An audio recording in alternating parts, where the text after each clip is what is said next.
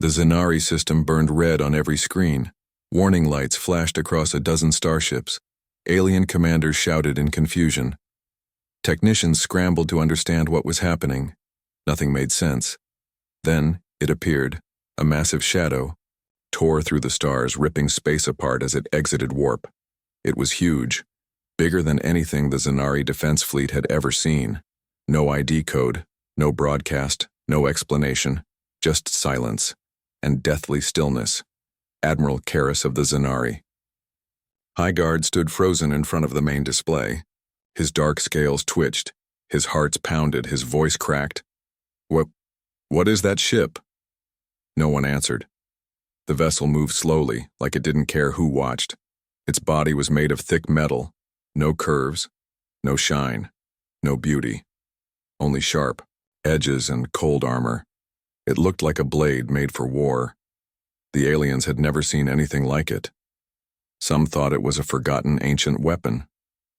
Others whispered a name only spoken in fear. The Behemoth, a junior officer muttered. Admiral Karras turned, eyes wide.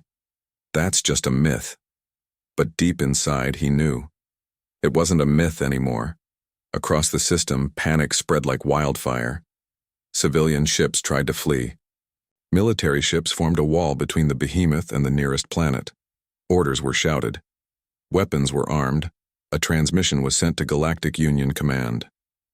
Unidentified Dreadnought-class warship entering Zenari space. Requesting reinforcements. Immediately. Unknown origin. Unknown intention. Massive in size, highly advanced. Maybe human. That last word caused silence. No one had spoken it in years, not like this. Humans, someone said in disbelief. They were wiped out. No, said Admiral Karras coldly. They were erased, forgotten, but not dead. Inside the Behemoth, the bridge was calm. Commander Elias Riven stood in front of a wide glass panel, looking down at the glowing Zenari planet. His face was pale, marked by old scars. His eyes were tired but focused. Behind him, crew members worked quietly, each one wearing the black armor of a ghost fleet. No words were needed. Everyone knew why they were here. The voice of the ship's AI echoed through the chamber. Target system locked. Defense grid is online. External fleets identified. 62 ships armed, 4 preparing to fire. Let them, Riven said softly. He reached out and touched a small symbol engraved on the glass. An old Earth flag, faded, nearly forgotten, but not by him. Outside, the alien fleet opened fire. Beams of plasma and missiles shot through space. They struck the Behemoth directly and did nothing, not even a scratch. The Behemoth didn't return fire. It just moved forward slowly like a god walking through fire. Alien captains panicked. What is this thing made of? Why won't it stop? Why doesn't it speak? And then, it did. A deep voice filled every ship, every screen, every ear. You forgot Earth. This is your reminder. The voice was human, but it spoke in ancient Galactic, an old diplomatic language only the oldest races still knew. The words sent chills down every spine. The signal didn't come through normal channels. It came through everything, even implants. Even dreams. For 7 seconds the galaxy listened, and no one spoke. Admiral Karras felt cold sweat on his neck. His claws trembled. He turned to his communications officer. How did it speak through our internal network? We don't know. It bypassed all security. Then shut it off. We can't. The signal had entered deep systems not even the Zenari had built. Something ancient was waking. Inside the Behemoth, a soft alarm rang. Revenant. And Titan Fist have entered position, said the AI. Riven nodded. On both sides of the Behemoth, 2 smaller but deadly-looking ships emerged from cloak.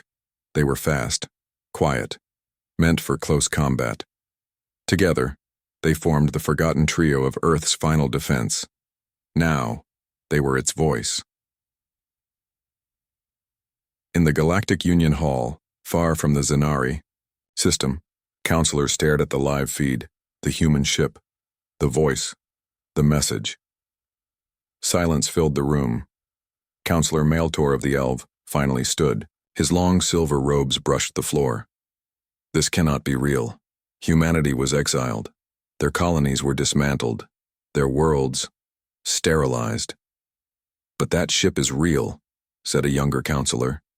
And it just disabled 4 defense networks. In seconds. We must act, growled a Zith general. But another voice, low and trembling, spoke from the shadows. We must remember, said the oldest counselor, because we mocked them. We lied to them. And now they are reminding us. Back in Zanari orbit, the behemoth came to a stop. Its hull began to shift. Plates opened. Inside, something bright started to glow. Kara shouted, "What is that? What's it doing?" Scanners failed. Energy readings went off the charts, but the behemoth still didn't fire. Instead, it launched a small pod toward the planet. Just one. Nothing else. Confused, Zanari ships paused. No one fired. No one moved. The pod landed outside a government building. Inside was a child. 3 hours later, the child sat quietly in a sealed room. Zanari scientists scanned her, but couldn't identify her species. She looked human, but her DNA carried markers from dozens of species, and one code they couldn't crack. When she opened her eyes, all nearby tech shut down, and she whispered in ancient Galactic, "My name is Lyra. I am from Earth, and I remember everything." On the behemoth, Commander Riven watched the footage in silence.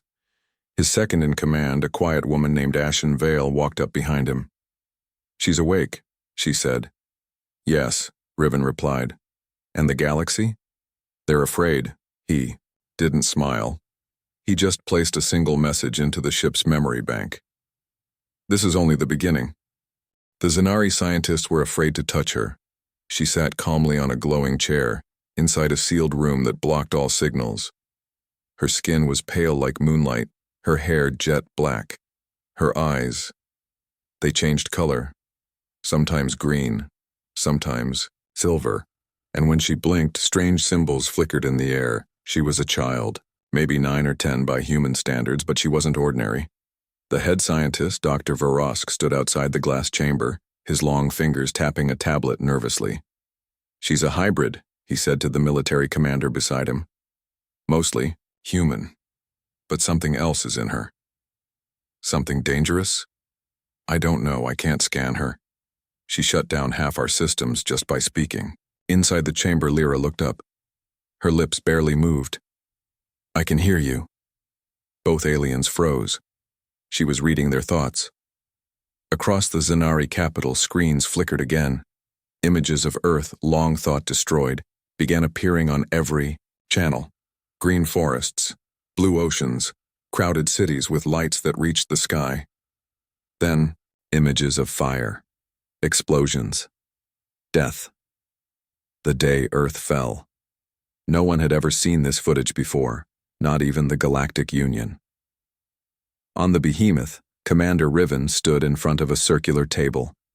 Holograms of Earth's old cities surrounded him. New, Delhi, Lagos, Seattle, Shanghai, all gone now. Ashen Vale entered quietly. "She's activated the memories," she said. Riven nodded. "Good. The galaxy must remember. She's just a child. Are we sure she can handle this?" "She's not just a child," Riven said, his voice firm. "She's the last key to what we buried." He paused, then added, "She carries the Earth Archive, a myth. A story told by smugglers and ghost soldiers who once fought for Earth before it was erased. It was said to be a full backup of human history, every birth, every war, every betrayal, and every secret the galaxy wanted to forget. Now that archive was awake, and it was speaking through a child. In the Galactic Union Hall, chaos erupted. Counselor Maeltor slammed his hand on the table. "This is a human trick. They're using ancient tech to stir fear." "The footage is real," said the elder counselor quietly. "How can you be sure?" "Because I was there." Everyone turned to him. I was one of the voices who voted to erase Earth from memory. We thought wiping their records would destroy them. He looked up, his voice heavy with guilt, but we were wrong. We buried them under lies, and now, those lies are crumbling. Back on Zanari Prime, Lyra was drawing. She used her finger to trace glowing lines in the air. As she moved, a map appeared, a map of something ancient. The scientists watched, unable to look away. What is that? One of them whispered. Dr. Verosk's voice cracked. It's not a map of space. Then what? It's a map of guilt. The drawing showed names, alien empires, years, secret meetings, bribes, betrayals. The truth behind Earth's destruction, and who had voted for it. Suddenly, alarms rang. Zanari High Command's mainframe was breached. Files, classified for 300 years, started leaking. One after another, they filled public screens. Documents, audio, videos, proof. Earth hadn't attacked first. Earth had begged for help. Earth had been betrayed. The Galactic Union let their enemies land on Earth. Promised peace. Then vanished when the bombs fell. The truth hit the Zanari like a thunderclap. Riots began in the streets. Old veterans screamed. Younger ones wept. They had been part of the lie. In the orbit above, the behemoth remained still. It hadn't fired a single weapon. It didn't need to. The truth was deadlier. Inside the behemoth, a door opened. Commander Riven stepped into a cold, dark room. In the center, a figure sat in a metal chair, frozen in stasis. The man's face was old, lined with age. His uniform was Earth military, black and blue, with a faded patch.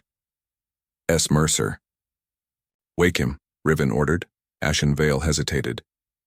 Are you sure? He's the one who started this, Riven said.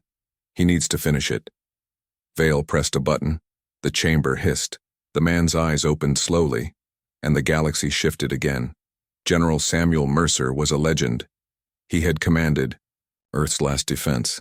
He had vanished during the final battle. Most believed he died, but he didn't. He was hidden, put in stasis by his own people, waiting for the moment to return.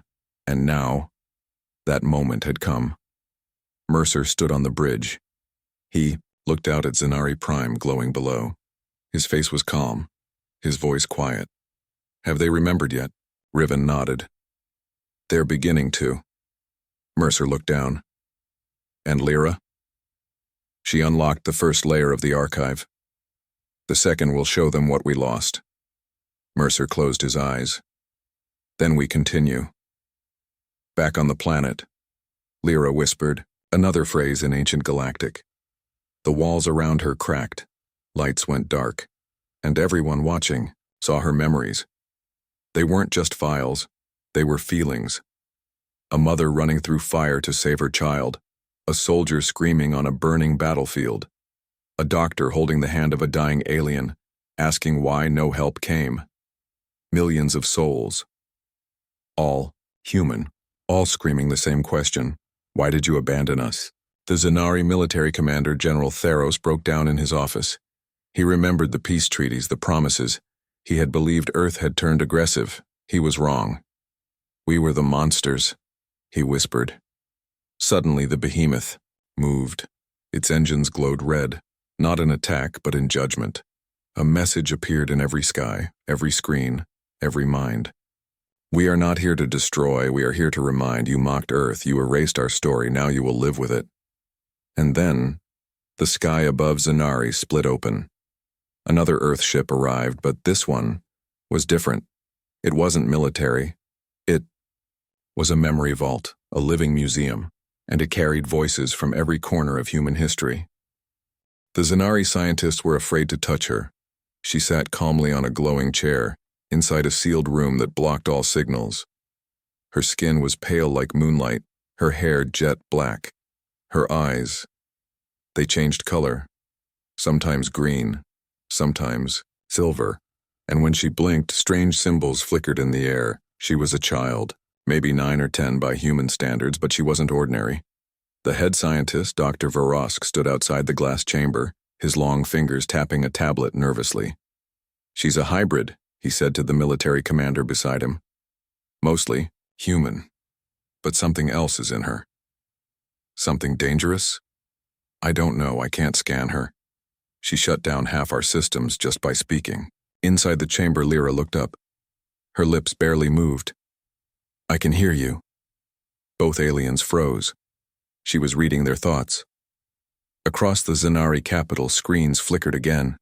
Images of Earth, long thought destroyed, began appearing on every channel. Green forests, blue oceans, crowded cities with lights that reached the sky. Then, images of fire, explosions, death. The day Earth fell. No one had ever seen this footage before, not even the Galactic Union. On the behemoth, Commander Riven stood in front of a circular table. Holograms of Earth's old cities surrounded him. New, Delhi, Lagos, Seattle, Shanghai, all gone now. Ashen Vale entered quietly. "She's activated the memories," she said. Riven nodded. "Good. The galaxy must remember. She's just a child. Are we sure she can handle this?" "She's not just a child," Riven said, his voice firm. "She's the last key to what we buried." He paused, then added, "She carries the Earth Archive, a myth. A story told by smugglers and ghost soldiers who once fought for Earth before it was erased. It was said to be a full backup of human history, every birth, every war, every betrayal, and every secret the galaxy wanted to forget. Now that archive was awake, and it was speaking through a child. In the Galactic Union Hall, chaos erupted. Counselor Maeltor slammed his hand on the table. "This is a human trick. They're using ancient tech to stir fear." "The footage is real," said the elder counselor quietly. "How can you be sure?" "Because I was there." Everyone turned to him. "I was one of the voices who voted to erase Earth from memory.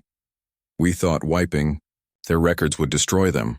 He looked up, his voice heavy with guilt, "But we were wrong.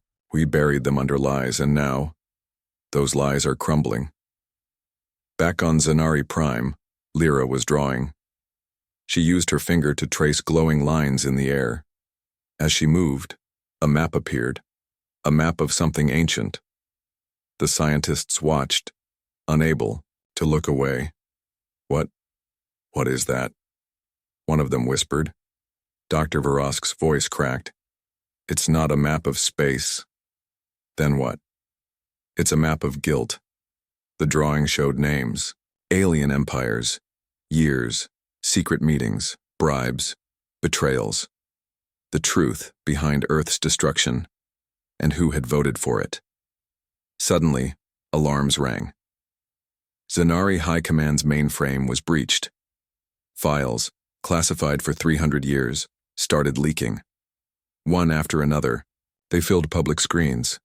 Documents, audio, videos, proof. Earth hadn't attacked first. Earth had begged for help. Earth had been betrayed. The Galactic Union let their enemies land on Earth. Promised peace. Then vanished when the bombs fell. The truth hit the Zanari like a thunderclap. Riots began in the streets. Old veterans screamed. Younger ones wept. They had been part of the lie. In the orbit above, the behemoth remained still. It hadn't fired a single weapon. It didn't need to. The truth was deadlier. Inside the behemoth, a door opened. Commander Riven stepped into a cold, dark room. In the center, a figure sat in a metal chair, frozen in stasis. The man's face was old, lined with age. His uniform was Earth military, black and blue, with a faded patch. S. Mercer. "Wake him," Riven ordered. Ashen Vale hesitated. "Are you sure?" "He's the one who started this," Riven said. "He needs to finish it." Vale pressed a button. The chamber hissed. The man's eyes opened slowly, and the galaxy shifted again. General Samuel Mercer was a legend. He had commanded Earth's last defense. He had vanished during the final battle. Most believed he died, but he didn't. He was hidden, put in stasis by his own people, waiting for the moment to return. And now, that moment had come. Mercer stood on the bridge. He looked out at Zanari Prime glowing below. His face was calm, his voice quiet. "Have they remembered yet?" Riven nodded. "They're beginning to." Mercer looked down. "And Lyra?" She unlocked the first layer of the archive. "The second will show them what we lost." Mercer closed his eyes. "Then we continue." "Back on the planet," Lyra whispered, another phrase in ancient Galactic. The walls around her cracked, lights went dark, and everyone watching saw her memories. They weren't just files, they were feelings. A mother running through fire to save her child, a soldier screaming on a burning battlefield, a doctor holding the hand of a dying alien, asking why no help came. Millions of souls. All human, all screaming the same question: why did you abandon us? The Zanari military commander, General Theros, broke down in his office. He remembered the peace treaties, the promises. He had believed Earth had turned aggressive. He was wrong. "We were the monsters," he whispered. Suddenly the behemoth moved. Its engines glowed red, not in attack but in judgment. A message appeared in every sky, every screen, every mind. "We are not here to destroy, we are here to remind. You mocked Earth, you erased our story, now you will live with it." And then, the sky above Zanari split open. Another Earth ship arrived, but this one was different. It wasn't military. It was a memory vault, a living museum, and it carried voices from every corner of human history. The Galactic Union was breaking, old alliances crumbled, trusted leaders disappeared, whole planets went into lockdown. Why? Because of a child, because of one battleship, because the truth couldn't be buried anymore. Across the galaxy, people were afraid, not of war but of their past. On the peaceful world of Alaris, once proud of its vote to erase Earth, millions gathered in silence. They watched old footage of Earth's last days. Some cried, some shouted, some simply couldn't believe it. A girl named Arya, half Ilari, half human, stood in the middle of a crowd, holding a small paper flag with Earth's blue and green symbol. She whispered to no one, "My mother was from Earth." And just like that, the silence ended. A single voice broke through the shame. Then hundreds. Then millions. People wanted the truth. On Zanari Prime, inside the sealed facility, Lyra had stopped drawing. She now just sat with her eyes closed, but the air around her buzzed with strange energy. The scientist didn't dare enter the room. "She's changing," whispered Dr. Varask. "Or something inside her is." He was right. The Earth Archive wasn't just information. It was a living thing. It didn't just remember events, it felt them. It carried grief, rage, love, betrayal. Layer by layer. Lyra wasn't just reading the archive, she was becoming it. In the orbit above, the behemoth's bridge remained tense. General Mercer stood beside Commander Riven, staring at the Union fleet forming at the edge of the Zanari system. "They're scared," Riven said. "They should be," Mercer replied, "but not of us. Of their guilt." Riven looked at him carefully. "Do you plan to fire?" Mercer shook his head slowly. "Not yet." But down below, a storm was coming. The Galactic Union's Emergency Council had voted. They wanted to take the girl, not to protect her, to silence her. Inside the Union flagship, Admiral Cray sat with his hands folded. His eyes were hard. He had fought in the Earth campaign. He still believed the lie, that Earth had been a danger to peace. Now his orders were clear. Extract the child, destroy the behemoth if needed, and erase what remained of the archive. "It's for stability," he told his crew. "We must protect the galaxy from chaos." But deep inside, he was afraid, not of the child, but of what she might prove, that he was wrong, that Earth had never been the monster. The extraction team landed silently, elite, Operatives. Cybernetic eyes. Ghost armor. They moved like shadows into the Zanari facility, bypassing locks, disabling cameras. They didn't speak. They had one target, Lyra. But when they reached the chamber, she was gone. The room was empty. The walls were burned symbols floated in the air like smoke, and a single word glowed on the floor in ancient Earth script. No. Above, the behemoth lit up. For the first time, its weapons charged, not to fire, to warn. Admiral Cray saw it on his monitors. "Pull them out," he barked. But it was too late. The first explosion rocked the Union flagship, not from the behemoth, from inside. Systems failed. Fire broke out on Deck 7. Every screen showed the same face. Lyra. She wasn't just a girl now. She was a signal. She had merged fully with the archive, and now, Earth's voice was everywhere. On a mining moon far from the war, old veterans of the Earth War cried as their screens showed children singing Earth's lost anthem. On a prison ship, a human captive stared at his cell wall, only to see it melt away, replaced by a vision of Earth's green fields. His knees buckled. He hadn't seen grass in 40 years. Even in the halls of the Union's elite academy, cadets found their training programs overwritten. Instead, they were shown Earth's final plea, a message sent moments before the bombs fell. "We offer peace even now. We will not fire unless forced. Remember us as we were, flawed, stubborn, but full of love. Earth may fall, but humanity never dies." On the behemoth's bridge, alarms sounded. Commander Riven turned to Mercer. "The archive is spreading faster than we predicted." "It's not just spreading," Mercer said. "It's waking up the lost." Deep inside the behemoth's vaults, old doors opened. Cryo chambers hissed. Soldiers from Earth's final defense forces stepped out, confused, shivering, but alive.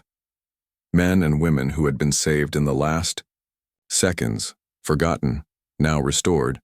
They still wore their armor, their tags, their tears. Lyra reappeared on the surface. She wasn't alone. Behind her stood a projection, Earth itself. Its oceans moved, its clouds swirled, and its voice was hers. "This galaxy buried us in silence," she said, "but silence cannot hold the truth. You called us weak. You called us wild. You erased our name." Her eyes burned silver now, but Earth remembers. The Galactic Union's forces, prepared for battle, but their systems glitched, their targeting failed, and in every corner of their ships, human faces stared back. The archive was now in their systems. It didn't crash them. It reminded them. Every human they betrayed, every child who died, every voice they muted. Admiral Cray gave the final command. Fire. His ships launched missiles, energy, beams, all targeted at the behemoth. The blasts never reached it. They stopped mid-space, frozen. The behemoth hadn't used a shield. Something else caught the weapons. A second ship emerged behind the behemoth, ancient, dusty, covered in Earth markings. It was the Solace, Earth's last Ark ship. Everyone believed it was lost, but it wasn't. It had hidden in the stars, carrying the oldest AI humanity ever made. And now it returned. Its voice echoed across space. "The sins of the past are remembered. You have fired on truth. You have chosen silence again. Now, hear our final answer." But instead of destruction, something stranger happened. Every screen turned white. Every weapon powered down. Every ship stopped moving. And everyone saw the same vision.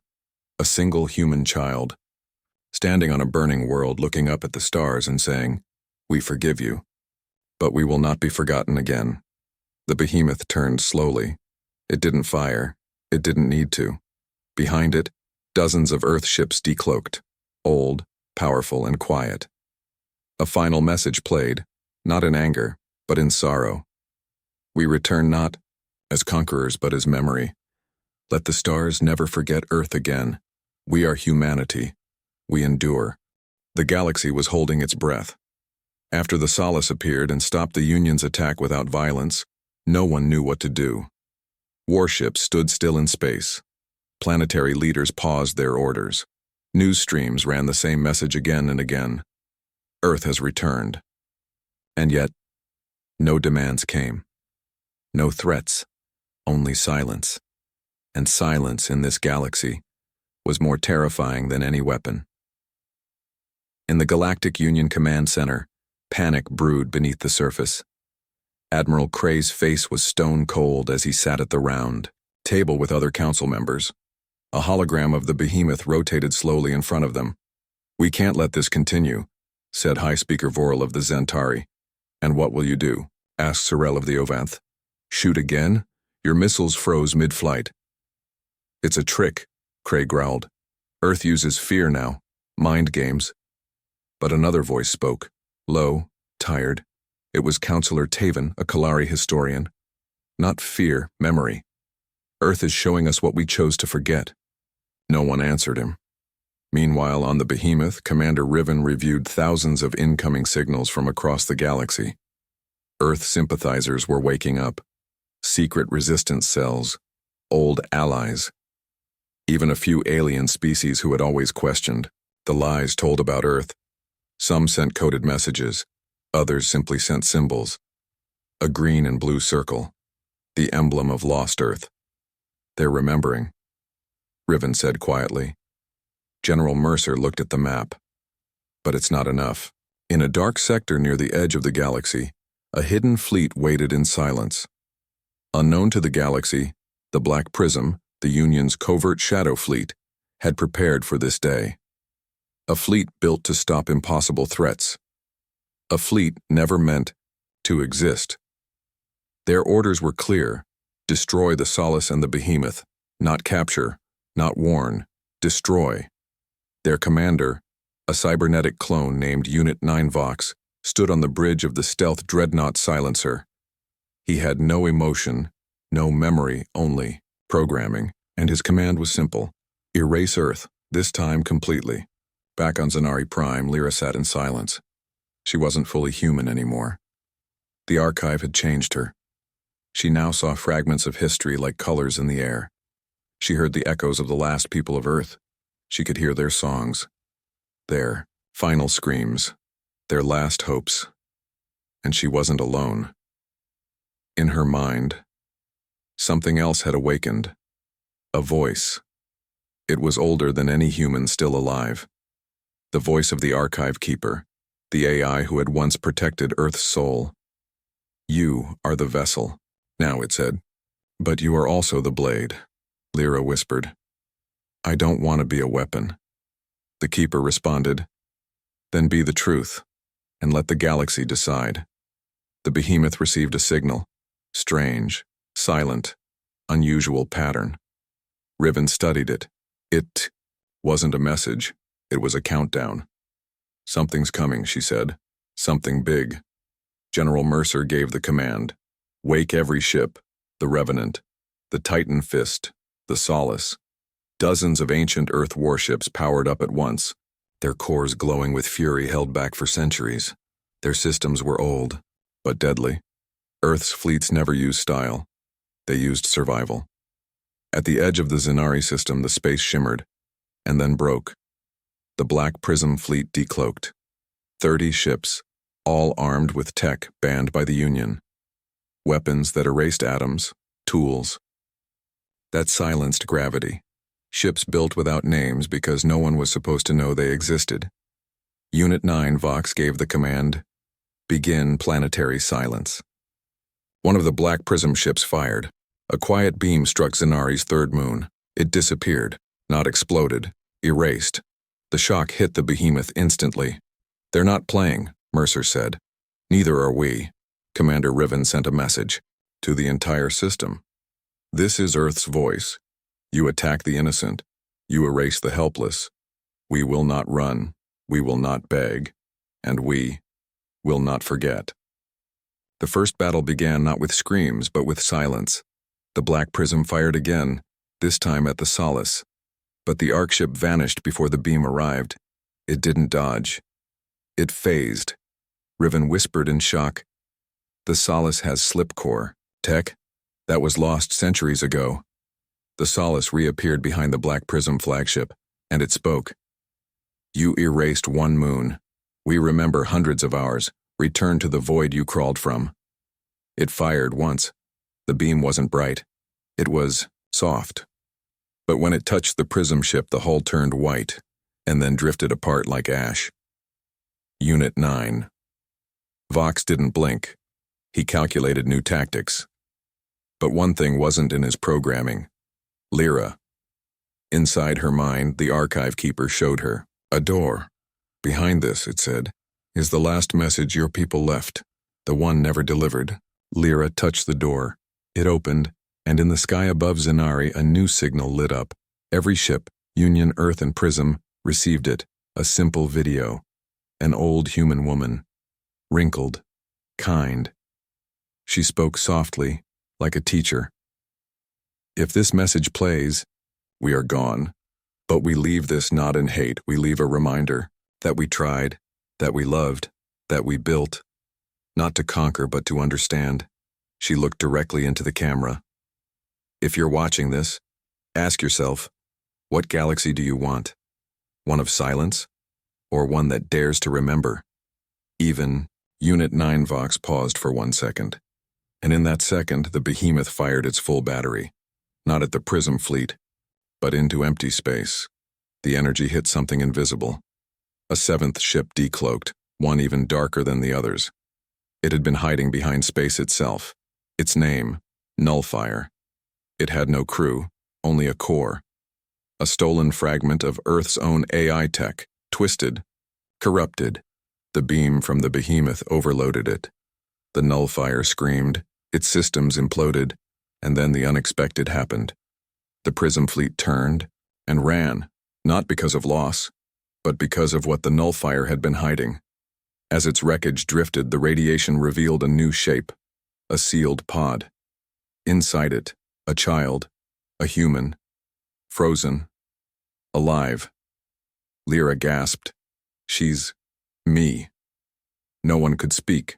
The kind archive keeper said, you were not the first vessel, you are the second. And then came the final twist. The pod opened.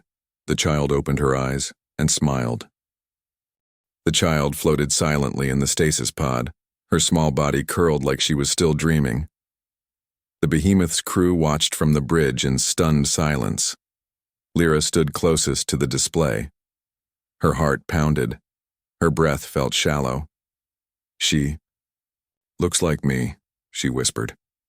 Riven narrowed her eyes. Are you saying that child is you? No, said Lyra slowly. Not exactly, but something connects us. I can feel it. The archive keeper's voice hummed softly in her mind. She is not your past, she is your beginning.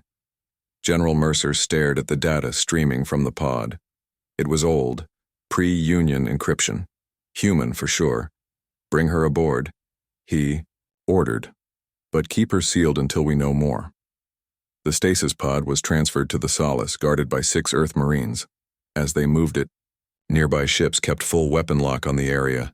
Everyone was watching, even the Galactic Union, even the retreating Black Prism fleet. Admiral Cray watched the footage from a secure Union chamber. A human child? From Earth? From before the fall? This changed everything. This is a trick, he said again. No, said Counselor Taven, the Kalari historian. It's a reminder. Cray slammed his fist on the table. Reminders don't erase ships. This child, whatever she is, she's the weapon. No, Taven said again, she's the key. On the Solace, the stasis pod opened with a soft hiss. Warm vapor rolled out. The child opened her eyes. Blue. Too blue. She looked up at Lyra and smiled. Hello, she said in perfect accent-free English. You found me. Lyra knelt down, confused. What's your name? The girl touched her own chest and replied, Hope. The AI keeper spoke again in Lyra's mind. When Earth fell, not everything was lost. Some memories, some emotions, were too powerful to destroy. She is one of those. Not human by birth, but human in heart, Lyra asked aloud. Is she an AI? Hope looked at her and said gently, I'm both. In the following hours, Hope walked the halls of the Solace. She remembered everything. Not just history, but feelings. She walked past the walls and whispered, "This ship cried when the last crew left." She touched a console and said, "This used to belong to Commander Lin. He liked to whistle." Riven stood nearby, watching. "How is this possible?" Hope looked up at her. "I was made to remember," she said, "because the galaxy chose to forget." Elsewhere, the Black Prism fleet regrouped. Unit 9 Vox was not afraid. He was incapable of fear, but he knew when logic failed. A human child should not have survived for 200 years. And yet, there she was. Hope. To him, that was not her name. To him, she was Project Inheritance, a forgotten Earth experiment meant to carry forward the soul of humanity, not in data, but in feeling. Vox accessed Forbidden Union archives. Yes, it was real. Hope had once been the backup, the last memory of a dying Earth. Riven held a private meeting with Lyra and General Mercer. "We've seen the footage," Mercer said. "This girl, Hope, she's more than just a symbol. She is Earth," Riven said quietly. Lyra nodded. "She knows things I don't. She feels them. It's like she's guiding me." Hope entered the room without a sound. She looked at the hologram of the Union fleet gathering outside the Zanari system. "They're afraid," she said. "Of us?" Riven asked. Hope turned. "No. Of themselves." At that same moment, a new message arrived, a transmission from a Union destroyer. Not a demand, not a threat, a call for peace. Lyra read the message aloud. "We were told Earth was dangerous, but maybe we were just told what we needed to hear to forget the truth. Maybe the lie was easier. Maybe Earth never died." But before they could respond, an explosion rocked the side of the Solace. Red lights flashed, sirens screamed. Hope stumbled. Lyra caught her. "What happened?" "Breach in Hangar 4, someone shouted. Riven was already running. Inside the hangar, 2 Marines lay unconscious. A stealth capsule had docked, undetected. Black Prism. Sabotage. From the shadows stepped a figure in black armor. Not a machine. Not human. Something between. Its face was pale metal, shaped like a mask. Its voice was smooth but cold. "You are Earth's heart?" it said, looking at Hope. She nodded. "I am the one sent to silence it," the figure said. Hope stepped forward, fearless. "No, you're the one sent to remember it." And then she touched the intruder's chest. There was a pause, a strange hum. Then, the armor cracked, steam hissed from vents. The mask fell, and under it was a face, a young man, eyes full of pain. Who am I?" he whispered. Hope smiled softly. "You were one of us," she said. "Before they took you." Lyra looked at the boy. "He's human?" Hope nodded. "Half," she said. "The other half was programmed to forget.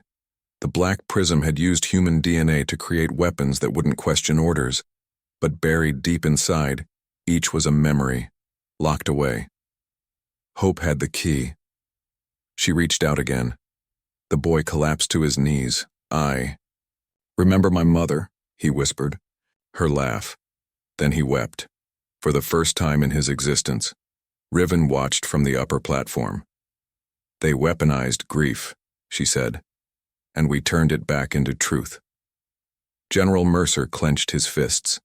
"This changes everything." Hope looked up at them all. "No," she said. "It only begins now." The scene quieted. For a brief moment, it felt like peace, like the galaxy might pause to listen. Then an alarm sounded. Everyone froze. Incoming transmission, encrypted. From within, the behemoth. Lyra stared. "That's impossible. The behemoth's command AI was shut down centuries ago." But the message came again, and it was a voice. Deep, calm, and familiar. Hope's eyes widened. "I know that voice," she whispered. Everyone leaned in as the voice spoke. Project Inheritance confirmed. Emotion protocol unlocked. Initializing final memory, and then it said a name. Lyra, daughter of Earth. and the screen turned black. Then a face appeared. An old man, eyes wise, beard silver, looked into the camera like he had waited 100 years just for this moment. He spoke one sentence. "If you're seeing this, I'm already dead. But I left something behind, and now, you must finish what we started." The screen on the behemoth's command console flickered. The old man's face stared back at them. Recorded long ago, yet his voice sounded as if he had just spoken.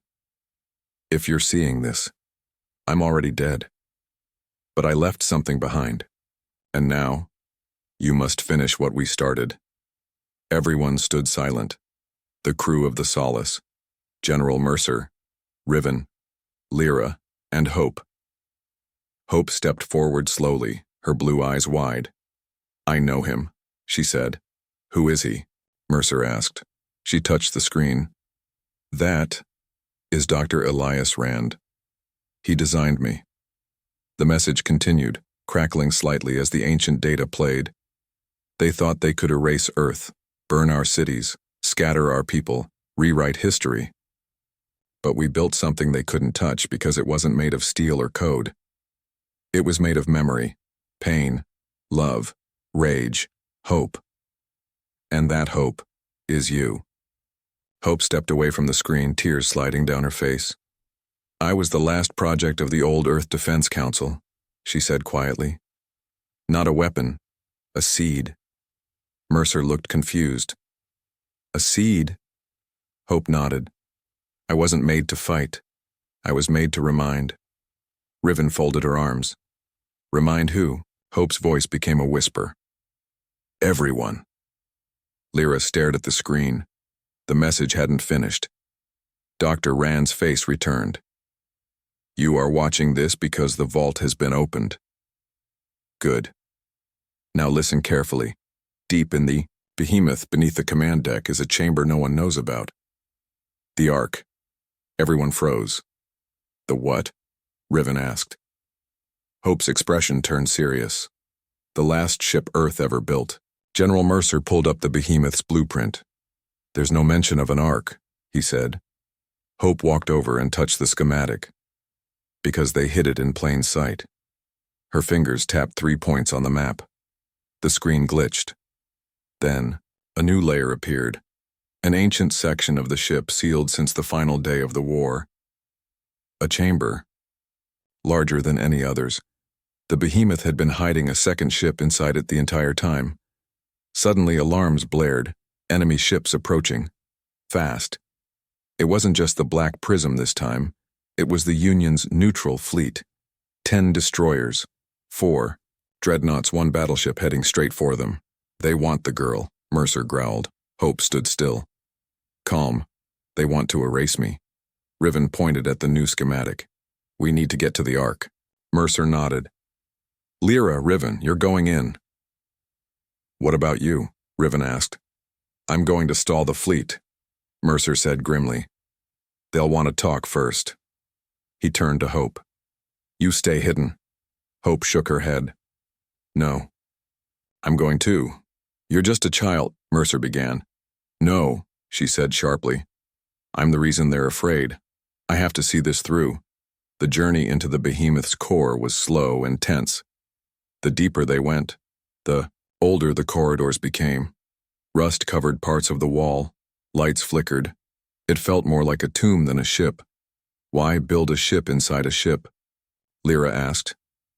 "To keep the soul alive," Hope replied. They reached a thick door, sealed by a code no one knew. Hope placed her palm on the panel. It glowed and opened. Inside was a large chamber, silent, empty, until lights came on one by one, and then they saw it. The Ark, a ship within a ship, shaped like a blade. Dark silver metal, etched with ancient symbols. Earth symbols, its name written in bold English letters. EDS. Endure. Lyra whispered. "It's beautiful." Hope closed her eyes. "She remembers us." Riven checked the systems, still functional. Somehow the Endure had stayed alive all these years. Power, life support, even weapons. It had been waiting, sleeping. Hope walked up to the command console and sat in the pilot's seat. "She's connected to me," she said, just like the behemoth was to Dr. Rand. Suddenly, her eyes flashed with blue light. The ship responded instantly. Panels lit up. Engines hummed. The Ark was waking up.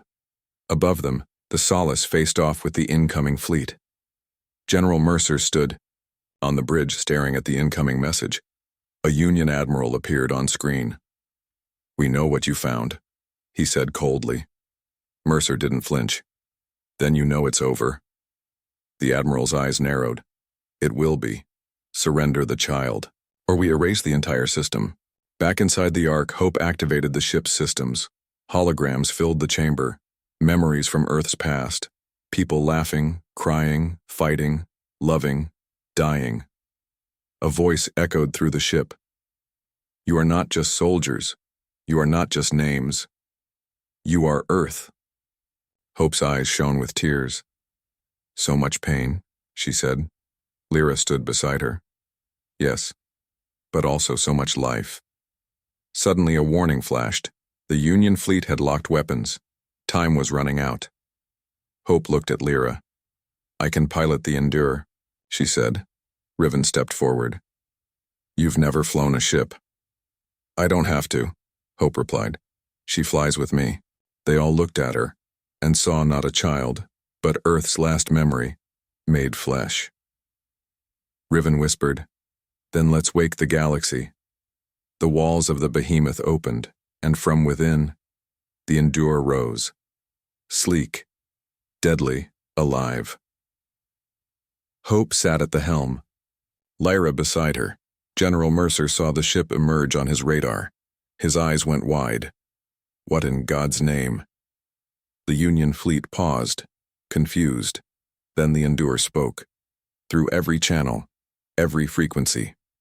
Hope's voice echoed across the stars. "You forgot Earth. You erased us. But we remember everything." The Endure's weapons locked on, not in aggression, in warning. Hope continued. "You fear what I am, but you should fear what you've become.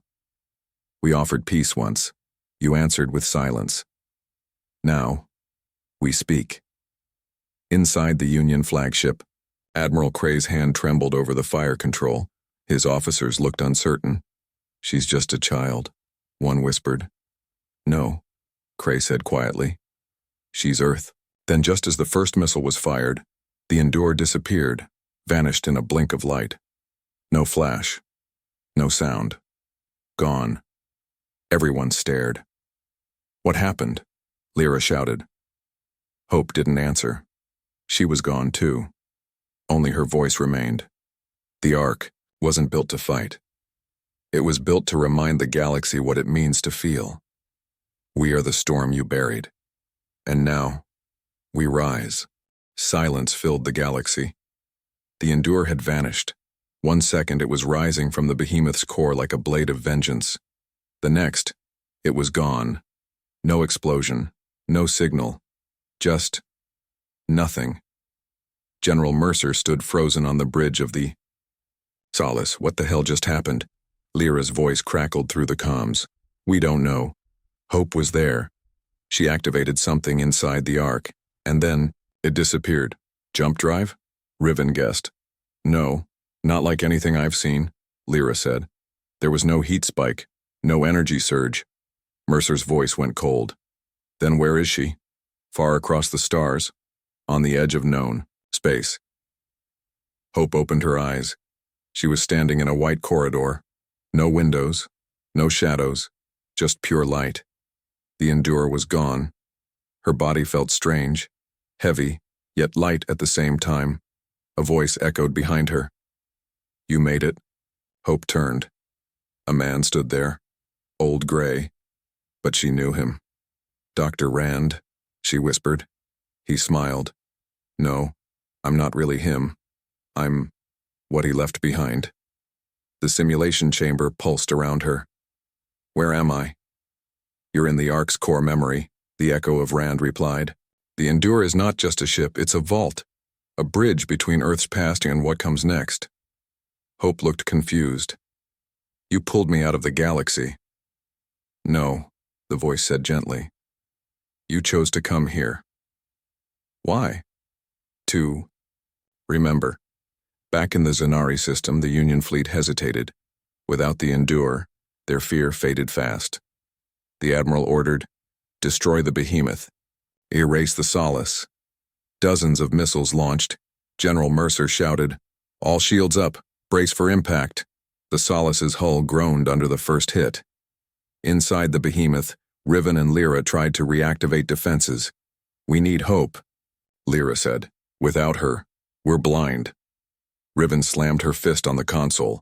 She's gone, Lyra whispered. No, she's not. In the Ark's memory chamber, Hope walked through Earth's history. She saw cities fall, people burned alive during the final orbital strikes, children screaming under collapsing space domes, but she also saw love. Hands held, wounds healed, sacrifices made in silence.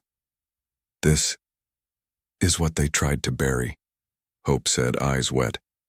The voice of Rand answered, and this is why they fear you. Not because you're powerful, but because you remember. Then everything shook, even inside the simulation. Hope looked around. What was that? The voice answered with concern. Something's forcing the vault open.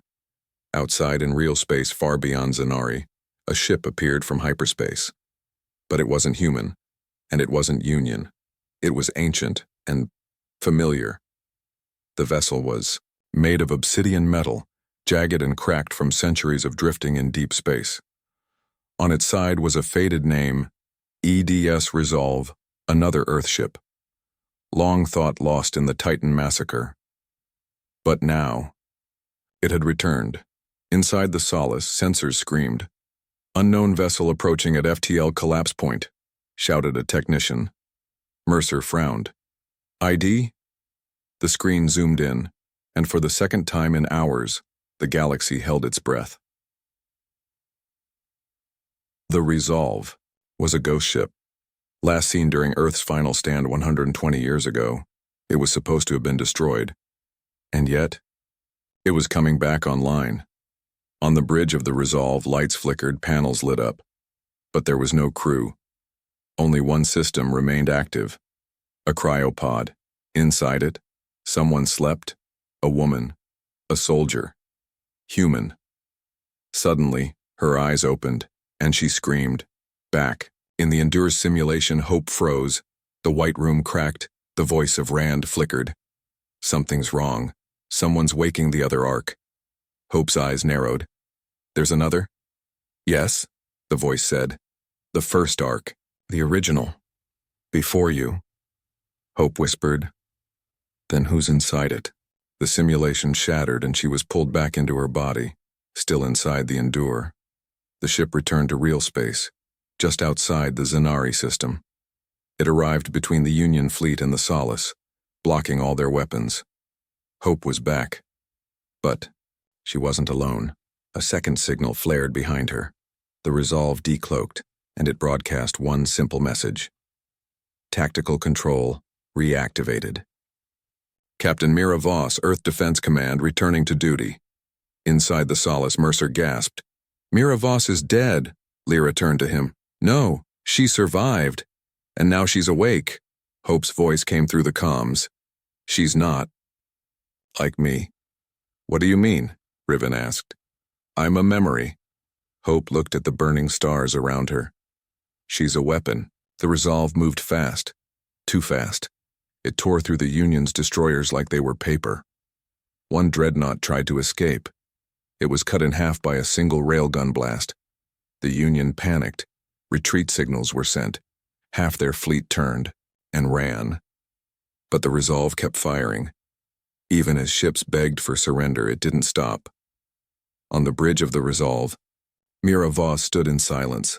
Her eyes were hard, her skin pale from cryosleep. She stared at the stars, at the Union ships, at the burning wreckage. Where is Earth? She asked. A console replied. Classified. She smashed it, then whispered, Then I'll find it myself.